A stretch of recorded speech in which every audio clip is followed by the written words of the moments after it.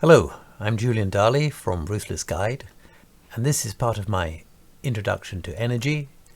And today I'm going to be talking about carbon capture and sequestration, or storage, and carbon capture, utilization and storage, and trying to unravel what this is all about and whether it's something that lives up to the hype.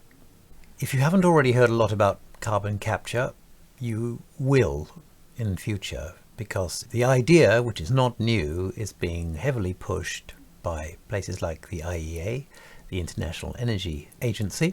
And the reason why it's being pushed is that it is, according to some, especially those in some of the fossil fuel industries, some will say it's a panacea, but will have to form an absolutely vital part of our response to climate change and the ever-increasing output of carbon dioxide into the atmosphere. There's historically, up till now, there has been a pretty large problem with carbon capture, which I'll get onto. But first, there is a confusion of terms as well concerning carbon capture. And I will try to explain this as quickly as I can, quickly and as clearly as I can. And that is, carbon capture is most often actually something called carbon capture, utilization and storage. What this utilization means is you're using this carbon dioxide, and we'll come on to where it's come from in a minute. You're using this carbon dioxide and pumping it into oil and gas, but usually oil wells, to increase the amount of recovery. In other words, you're using carbon dioxide to get more, produce more, extract more oil, which mostly will be burnt, producing more carbon dioxide. So one of the major questions is, what good is carbon capture if all it does is helps us to produce more oil? And that's a very serious question. Now, proponents of this, will say, well, at least the carbon dioxide is actually stored. So it's CCUS, carbon capture, utilization and storage. And the idea is that some, or possibly even most of the carbon dioxide stays in the underground reservoir where the oil has come from, and that at least is the storage or sequestration. So it's supposed to stay there. Some of it will come out with the oil and then have to be well, ideally it would have to be captured again, but if it's not, it's just going to come out and go into the atmosphere. Some carbon dioxide is produced in almost certainly, because energy will be needed to compress the carbon dioxide and push it into the aquifer. But this is a pretty large question mark hanging over carbon capture, and given that about 73% of all carbon capture is actually CCUS, most of that is being used to push more oil out of the ground. So it certainly cannot be said, at the very least, it can't be said that it's reducing our addiction, our use of fossil fuels, particularly oil, because it's just not. There is also some usage of carbon dioxide by this means in the recovery of coal bed methane. I won't go into that in detail, but this idea of enhanced oil recovery, enhanced fossil fuel recovery, is actually what's driven most, around 3/4 of all carbon capture. Then there's another wrinkle, that actually most of the carbon capture that's gone on in the last 50 years, because carbon dioxide has been captured for quite a long time. It's not a new industry, so it's had plenty of time to get the kinks out of it, at least some aspects of it. And the reason why carbon dioxide has been captured is because it had to be got out of natural gas before it could be put into pipelines and sold to customers, or indeed frozen, or indeed liquefied into LNG. So the industry had to do it. It wasn't that it wanted to do it, it was a cost of doing business.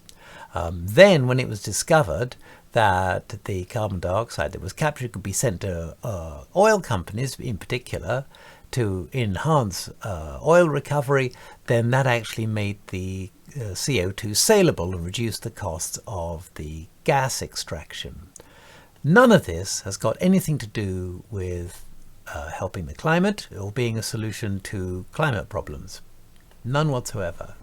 So then it's only recently that the oil and gas industry has realized that it could repurpose this, or rather paint it in a different color, basically greenwashing, and that's why many people say it's greenwashing, is that it's just being used to enhance and prop up fossil fuel extraction. About 70% of all the carbon that's captured comes from natural gas, and another percentage, about a quarter or a fifth, comes from power stations, and a smaller percentage still comes from point source capture, by which is meant things like concrete or cement production and steel making. And into the bargain, many of these carbon capture projects have not been very successful. Some have outright failed.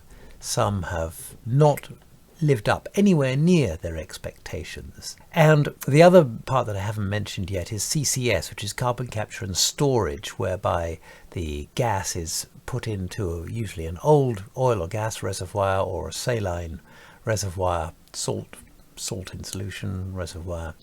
That's a much smaller amount of carbon capture, as I've said, than carbon capture and utilization. And then to put the tin lid on it, as it were, we're capturing around, at the moment, according to reasonably recent numbers, about 39 million tons a year of carbon is being captured by this means. And that is about 1/1000th of the total amount of carbon, just slightly under that. We're running around, depending on which source you look at, somewhere between 36 and 33 billion tons of carbon a year. And we're talking about using carbon capture, sequestering or capturing about 40 million. So it's nearly 1,000 times smaller. And this would have to be ramped up by an absolutely colossal amount to make, frankly, any difference at all.